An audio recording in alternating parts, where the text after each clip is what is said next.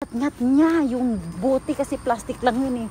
Tsaka madali yung iba yung pagka-plastic niya, madali lang mapapak kung gusto niyang papakin.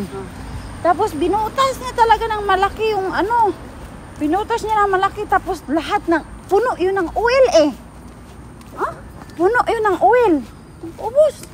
Isang leso yun. Hindi ko alam kung yung oil ininom ba niya o natapon sa higaan. Kasi yung higaan talagang puro Pampers siya. Lisan pa daw di mag-pampers. Di maya-maya punas ka, maya-maya punas. Oo, nagpampera na siya. Meme, Xavier, huwag mong papuntahin si Choco sa kwarto ni Mami at saka kwarto natin kasi pupuntahin sa bed at higa. Alam mo na may ugali niya, magpapasarap sa unan, sa mga blanket. Tapos yung pala nag-agas-agas ng oil sa kanot. Hala, boy. ang alam nila yung Milo kasi nagpapak din siya ng Milo. Alam mo yung packet ng Milo, pinapak niya talagang open na open yung Milo tapos nagkalat din yung Milo liquid doon sa blankie ni Meme. Grabe naman si Choco, wala nang ano Tapos na lang si Choco kakain pinagalitan ko si Xavier, sabi ko ayan kasi iinom kayo ng Milo, hindi kayo marunong magtapon. Kaya yan, ginagkat ni Choco yung lagayan. Yung packet ng Milo talaga, inopin niya. Tapos ginat-ngat niya yung packet. Yung lagayan nga. Tapos, sabi ko, ayan, tapos yung liquid nga ng Milo, doon na nagkalat sa blankie ni Meme. Kaya, nagkagulo na nung pagdating ko, nagkagulo na lahat. Sabi ko, kasi nakailang ulit na kaya ako nag-aano na si Choco nagngangat-ngat na sa Milo packet nga. Kasi iyan si Xavier, mahilig yan siya magtapo ng packet ng Milo sa basurahan. Tapos yung ibang basurahan namin kasi hindi siya close, yung open siya, wala siyang katakip. So ito namang si Choco kasi paggabi yan, pagtulog na kaming lahat, busy yan siya sa tingin-tingin yan siya. Magtingin-tingin yan siya sa paligid na kung alin yung ngangat-ngatin niya. Ay, baka gutom. Busugin mo paggabi.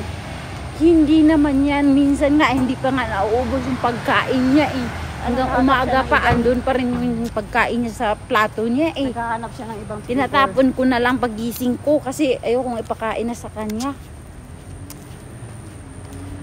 Hindi siya gutom. Yung kagagahan lang talaga niya na gusto siya magngat-ngat. Oh? Oo.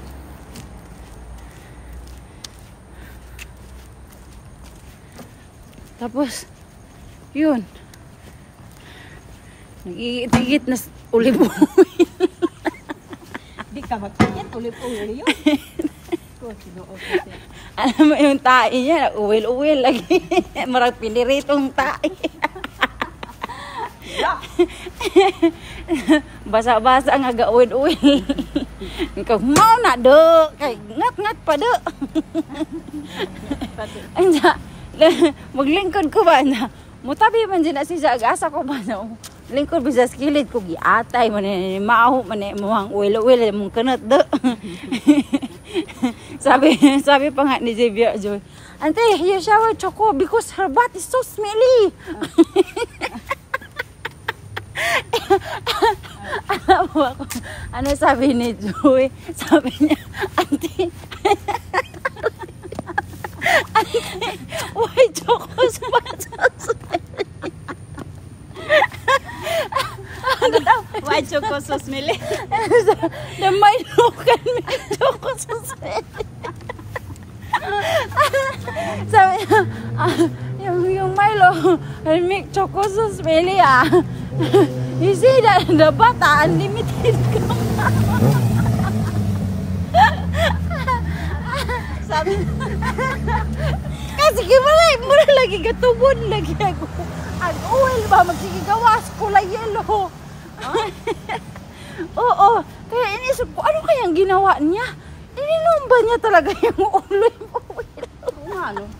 Kasi kung hindi niya ininom, bakit may oil lumalabas sa puwit niya? Maghapon yun. Ininom niya yun. Tapos saka niya nat yung buto.